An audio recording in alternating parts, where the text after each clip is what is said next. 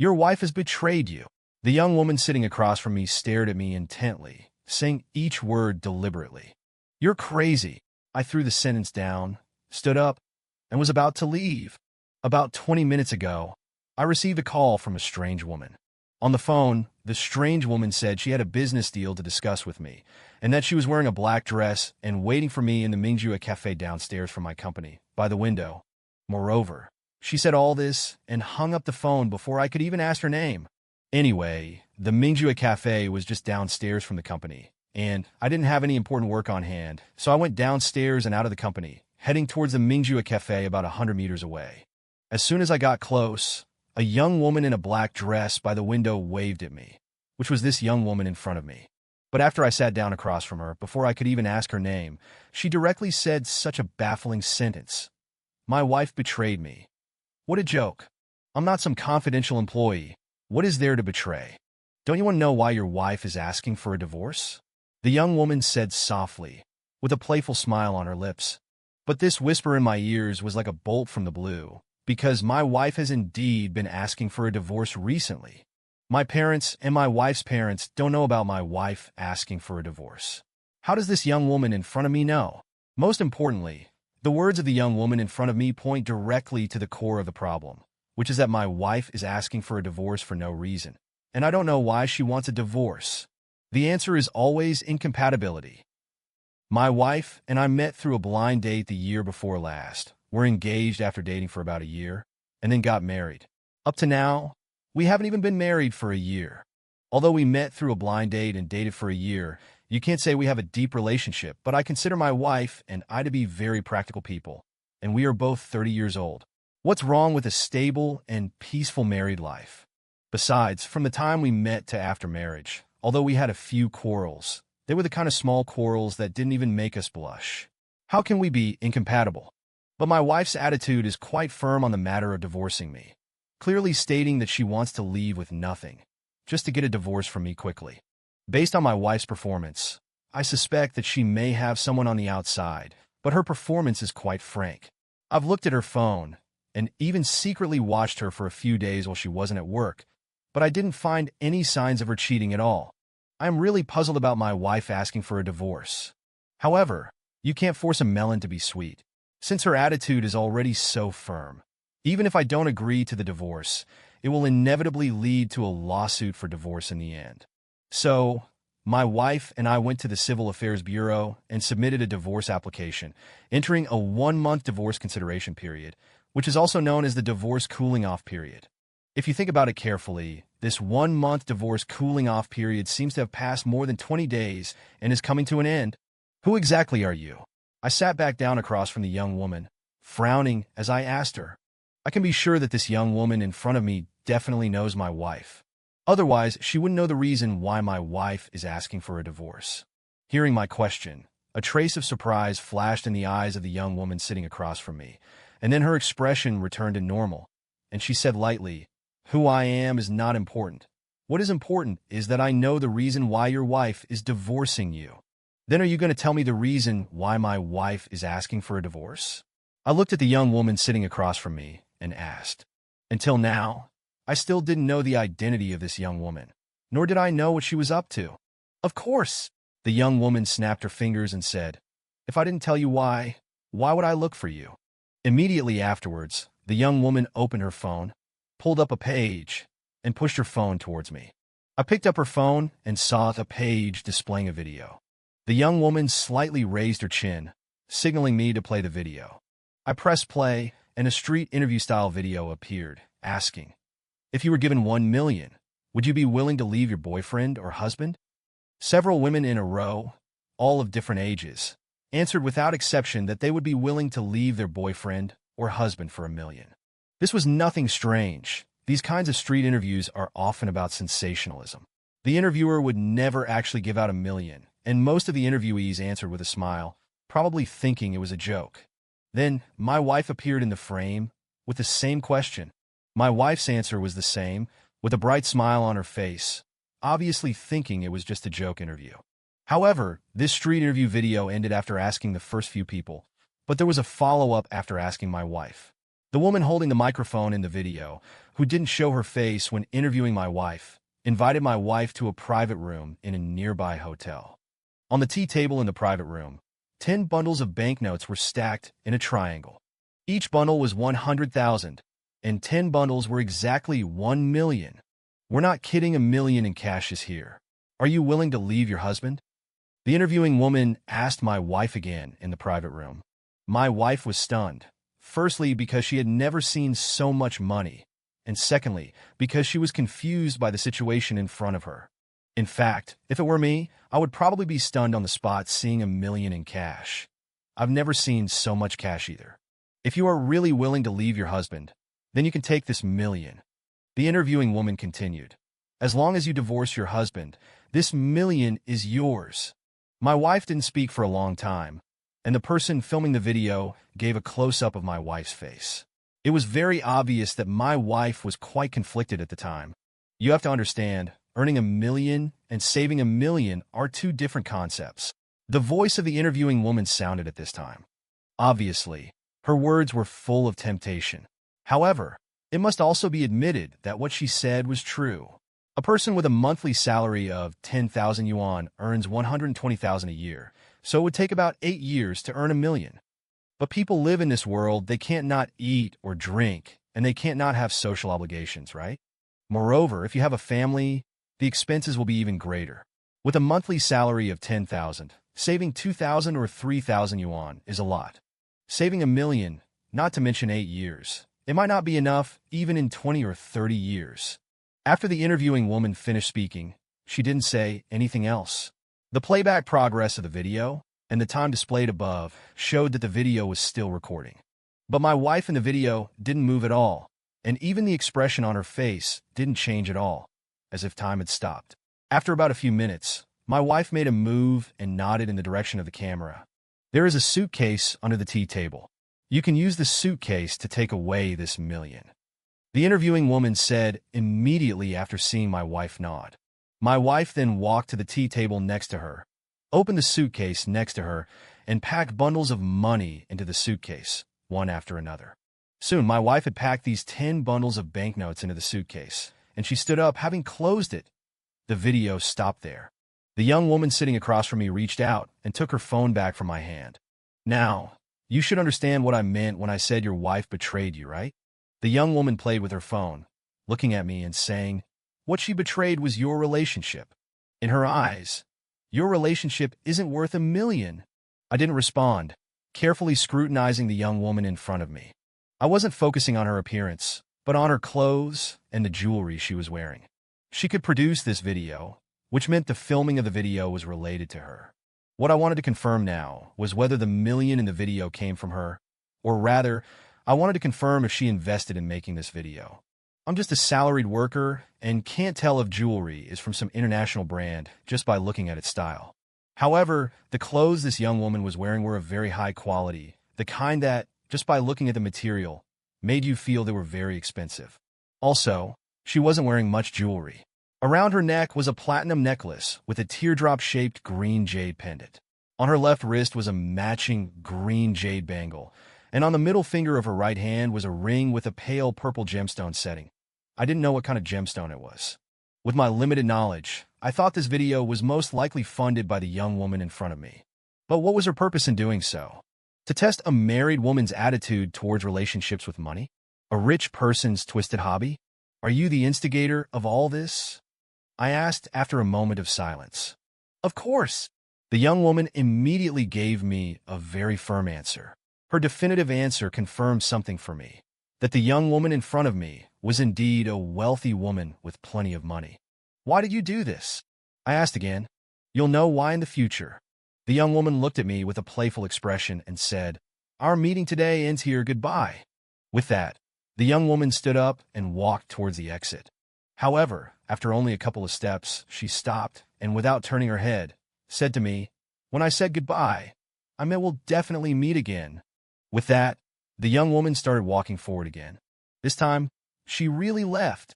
4. At this moment, only 4 words could describe my condition, a tangled mess. I sat for a few minutes before leaving the coffee shop, pulled out a cigarette, lit it, took a deep drag, slowly exhaled the smoke from my lungs, and tried to calm myself down. I didn't chase after the young woman when she left, because it would have been pointless. At most, I would have seen how she left. Moreover, it was almost certain that she had arrived by car, and most likely in a nice car. But what good would that do? At best, I could get the license plate number. Just like when she called me, I had her number on my phone, but I'm just an ordinary person. What could I do? Check her phone number? Check her license plate number? Even if I had friends who could do that, which I don't, not only can I not find out anything, but I don't even know if doing such a thing is a crime, but it's definitely illegal. If I were to really try to find some channel to investigate, and she found out about it and retaliated against me, that would be completely counterproductive. Classes exist in this world. The rich and ordinary people are never on the same level. I have a very clear understanding of this. If I hadn't even realized this after being a corporate drone for so many years, then I'd have wasted my life. After work, go home and talk to my wife. I made up my mind, threw away the cigarette, but stomped it out, and went back to work. After work in the afternoon, I bought some cooked food on the way home. Although my wife was divorcing me, and we were in a cooling-off period, and we were sleeping in separate rooms, we still ate together. I already know the reason why you want to divorce me. I said when my wife was almost full. My wife looked at me with a questioning gaze when she heard this. A woman came to me today. I told my wife everything about the woman who came to me today and explained that I had already seen the video. That's right, I took that million. My wife admitted it directly after hearing what I said. I want to know what you're really thinking. I looked at my wife and said, we met through matchmaking, were engaged after about a year, and have been married for almost 3 years now. Do you really not have any feelings for me? Although our married life is plain, we have no worries about food and clothing. Isn't that good? Let me ask you something first, and you tell me the truth. Okay, ask. I promise to tell the truth. I said immediately. Taking the question you just asked me, how deep are your feelings for me? My wife stared at me intently and asked. I wouldn't say our feelings are very deep. I hesitated and replied. But to say there are no feelings at all would be nonsense. After all, we've basically been living together since we got engaged. Actually, in a nutshell, my wife and I are the same age. When we met through matchmaking, we were already 27 or 28. We talked for a while and got engaged and married. It's really hard to say there were deep feelings. After all, when you get to the point of going on matchmaking dates, you're basically looking for someone whose conditions are suitable for marriage. My wife was very satisfied with my answer. She nodded and said, my feelings for you are actually the same as your feelings for me. There are, but not that deep. Got it? I nodded and said, is there anything else you want to ask? Suppose this happened to you. What would you choose? My wife then asked. If you were given $1 million to leave me, what would you choose? I put down my chopsticks, lit a cigarette, and said, actually, I've been thinking about this question all afternoon since that woman approached me. After a pause, I added, you can choose not to believe my answer, but I guarantee what I'm telling you is the truth. I wouldn't choose $1 million and divorce you. My wife obviously didn't believe my answer, and a look of contempt appeared on her face. I continued, although you clearly don't believe what I'm saying right now, I still want to explain why I wouldn't divorce you for $1 million. Why? My wife asked immediately. To be honest, $1 million in cash in front of me would definitely be tempting. I said with a wry smile, but I know I'm just an ordinary person. Before I could finish, my wife interrupted me and said, since you've gotten to this point, you don't need to say any more. It's nothing more than admitting you're mediocre. Plain and simple is true, and it's impossible for something good to fall from the sky, right? That's right. That's indeed what I thought, so I nodded and admitted it. That's why I would choose this $1 million and divorce you. My wife said, you're content with mediocrity, but I'm not. Your family conditions are average, and my family conditions are average. I don't want to continue like this for the rest of my life. I want to achieve upward social mobility. Understood. I understand. I nodded at this point, not letting my wife continue speaking. After all, our family situations are what they are. There's no need to say more. My parents are just ordinary wage earners, and I'm not an only child. I also have a younger brother graduating from university soon.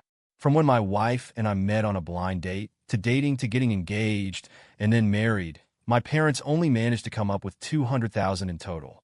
The engagement cost over $100,000, leaving about $100,000, which wasn't even enough for the down payment on the house. I had to use my own savings for the down payment. Even now, my salary is still going towards a mortgage, with the rest used for household expenses. My wife's family situation is similar to mine.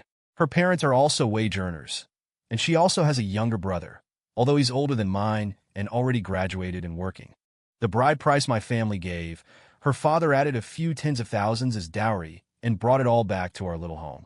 No matter how you look at it, both our families are ordinary, living ordinary people's lives. Call me unambitious if you want. Say I'm not striving for success if you want. That's just who I am. I think living a simple life is pretty good. So, I wasn't surprised to hear what my wife said just now, because my wife had complained about my lack of ambition before, and we had argued about it. However, what I didn't expect was that she had such a strong obsession with not being content with mediocrity, or rather, with making something of herself. In that case, it comes back to the original problem. My marriage with my wife started with a blind date and was geared towards marriage. There wasn't much deep affection, and it couldn't withstand much testing. Once there's an accurate and large enough temptation, my marriage with my wife will be in crisis. Thank you for your understanding. The cooling off period isn't long now.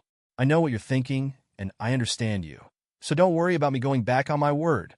I smiled and said, I want to talk to you about this in more detail. Talk about what? Do you know that woman? No, I don't. My wife shook her head and said, hearing my wife's answer, I couldn't help but frown, because I still don't understand what that woman's purpose is in doing this. Seeing me frown in silence, my wife also frowned and asked, What? You don't know her? I don't know her. I spread my hands and replied helplessly, I thought she was your ex-girlfriend or something. Wait, let's make sure we're talking about the same person first. I immediately described the appearance of that young woman.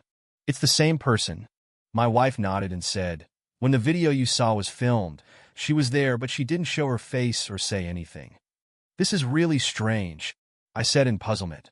Why is she doing this? Her purpose in giving me this million is to make me leave you. It's aimed at you, not at me. That makes sense. I nodded and said, let's not worry about her purpose in doing this for now. I'm going to ask you something. The video she showed me only recorded up to the point where you packed the money into the suitcase and stood up. What happened after that? After a pause, I added, she couldn't have just let you take that million, could she? Her purpose is to get you to divorce me.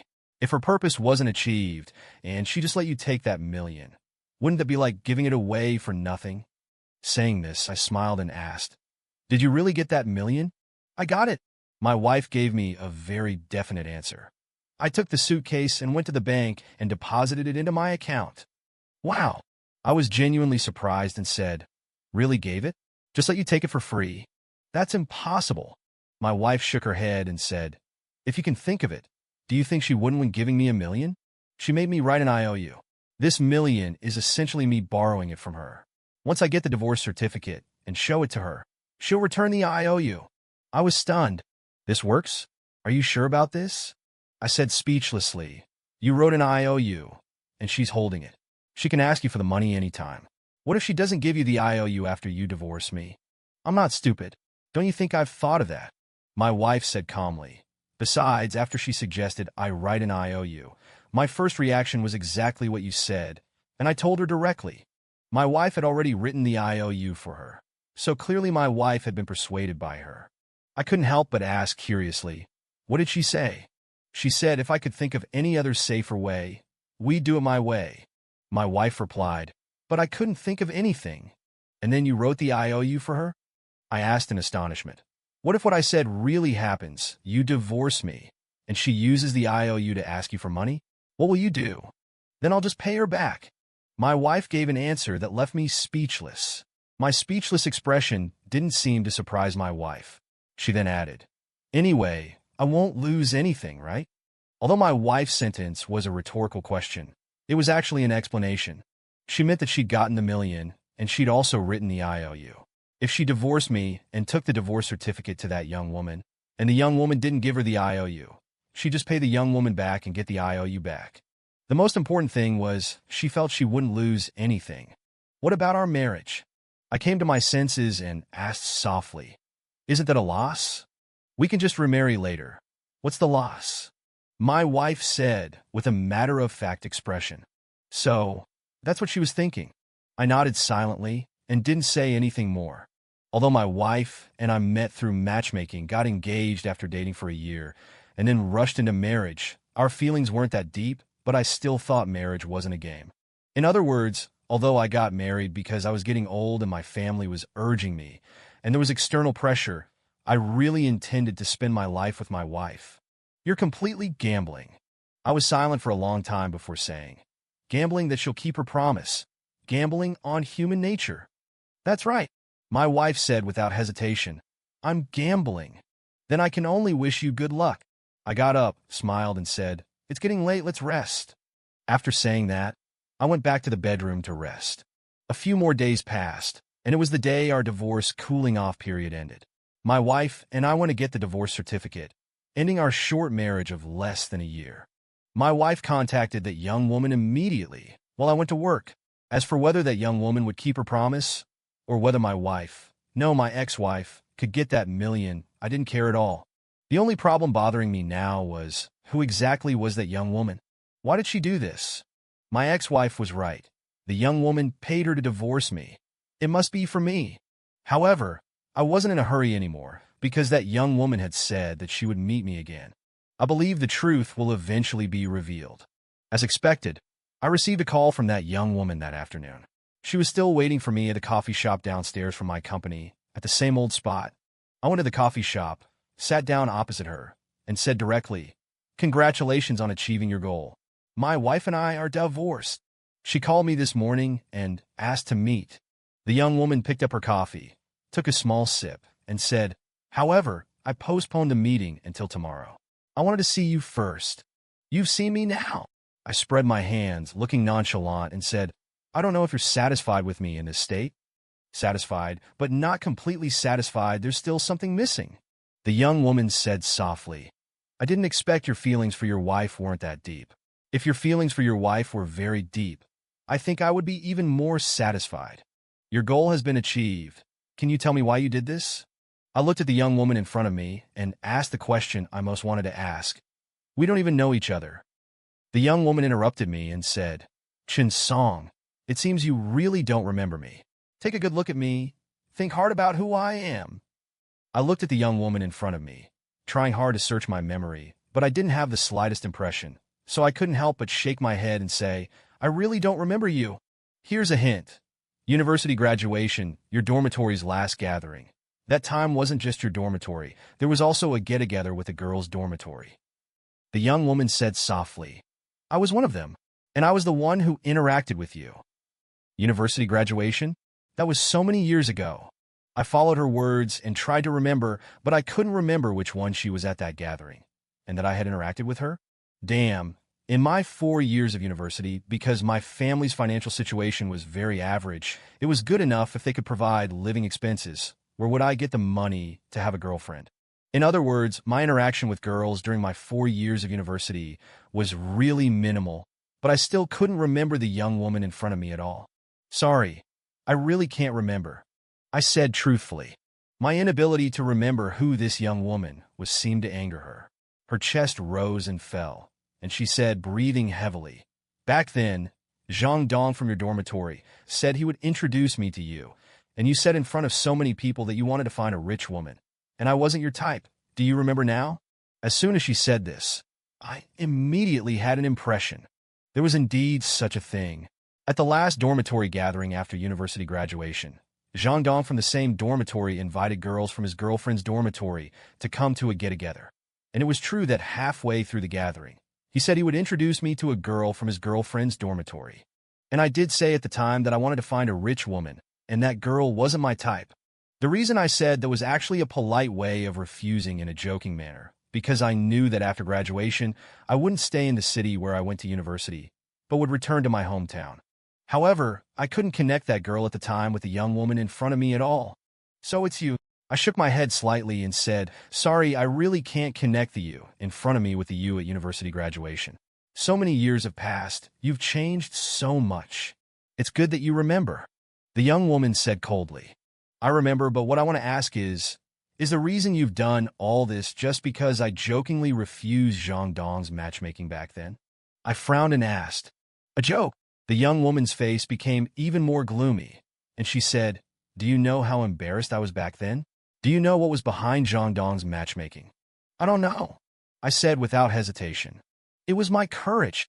The young woman said quietly, "My family background is not good. I worked hard for 4 years in college, and I never had a relationship. Through Zhang Dong, I got to know you. I think we both work hard and have similar backgrounds. So, at the graduation party, I mustered up my courage and asked Zhang Dong to connect us." Ah, I didn't know there was this inside story about Zhang Dong's matchmaking, and I didn't know what to say. One outgoing moment led to a lifetime of introversion? No, the way she behaves now is certainly not introverted. Should I say that her one act of being outgoing left her with a lifelong scar? "So, what you're doing now is really revenge against me?" I asked incredulously. "That's right, I'm taking revenge on you," the young woman said coldly. "You think it's over now?" "To tell you the truth, I'm here to assess a partnership, and the one I'm assessing is your company. I didn't expect it to be such a coincidence to see you again. Next, I will collaborate with your company, but I will propose an additional condition. That is to fire you. I not only want to ruin your marriage, but I also want to ruin your job." It seems that the rejection back then had a big impact on you. You've been left with a deep scar? I shook my head and said, "Do as you wish. I'll just wait for the company to fire me. This world is full of all kinds of people." I thought what I said back then was a joking refusal, but to her, it was a huge injury. Where can you reason about this? If we really talk about it, this young woman is obviously living well now. Far better than I am, but she carries this deep scar caused by me. She feels the need to get back at me to heal. It makes me feel that with my carefree attitude, I have fewer worries and live more easily. Is that your attitude? The young woman frowned and asked me, "What else can I do?" I retorted, "What? You expect me to apologize to you?" "Shouldn't you apologize to me?" she countered. "What on earth do I need to apologize for?" I said impatiently. What I said back then was just a humorous way to decline Zhang Dong's matchmaking. I don't think I did anything wrong. The harm done to you is actually because you were too sensitive. You hurt yourself. I'm not wrong, so I won't apologize to you. I added, "If you think you can heal the scar in your heart by getting back at me, then go ahead. I'm just a helpless fish. Losing a job is nothing to me." "You." The young woman did not expect me to say this, and she could only utter that one word. "You are now a true rich woman." I chuckled and said, "What? Are you still hoping I'd come crawling to you in despair, to cling to you as a rich woman? That way, you can truly feel pleasure. If you think like that, you'd better abandon that thought. I'm in my 30s now, and I've been a working animal for so many years, I've already settled my mindset. Living a plain and simple life is just fine for me." Hearing my words, a complex expression appeared on the young woman's face. I didn't know if she truly held that thought in her heart. "I'm leaving." After tossing out this line, I left the cafe. Knowing why she acted this way was enough for me from today's meeting. As for whether she would propose additional conditions through the collaboration to have my company fire me, that was her business. Anyway, I'm just a helpless fish. It's all inconsequential to me. The next afternoon, after finishing work and returning home, I found that my ex-wife had reopened the suitcase she had packed to move out. "Were you not packing to move out?" As soon as I saw my ex-wife walk out of the bedroom, I immediately asked. My ex-wife took a few pieces of clothing from the suitcase, preparing to hang them in the closet in the bedroom, and said, "I lost the bet. She doesn't plan to give me that million. I met her today and showed her the divorce certificate. She clearly told me that she wouldn't give me the IOU and gave me an account, asking me to repay that million before she would give me the IOU. So, did you repay her and get the IOU back?" I asked with a smile.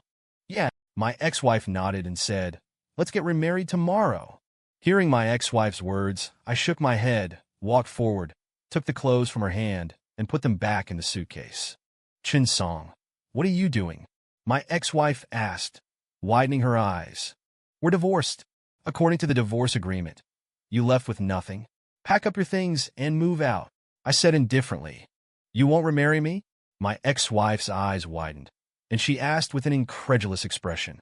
"Sorry, you bet on whether that woman would keep her promise, which means you were betting on her character, but also on mine," I said calmly. "However, you never considered this, just like you thought you wouldn't lose anything by divorcing me." I went back to the bedroom, took out the clothes she had hung in the closet one by one, and put them back in the suitcase. What you lost is not just that million, not just that woman's character, but also mine. I said indifferently. When I talked to you about this before, I said that I can understand you, and I hope you can understand me. I already know very well that our lifestyles are different. Even if there is some affection, it cannot stand the test. So, I'll be my salted fish in the future, and you can work hard to make progress. Let's not disturb each other. You've made up your mind? My ex-wife asked with a trembling voice. Although our feelings weren't very deep, she definitely understood me and knew that when I said these words so calmly, it meant I had made up my mind. Yes, I nodded solemnly. Give me some time. I'll find a place to live, my ex-wife said slowly, closing her eyes. Okay, 3 days at most. I got up and walked out, saying, I won't be back for these 3 days. I hope that when I come back after 3 days, there will be no trace of you in this house. After saying this, I left the house and went directly to a fast hotel near the company and stayed there. 3 days later, I returned home. All of my ex-wife's belongings were gone, and there was no trace of her living there. This is good.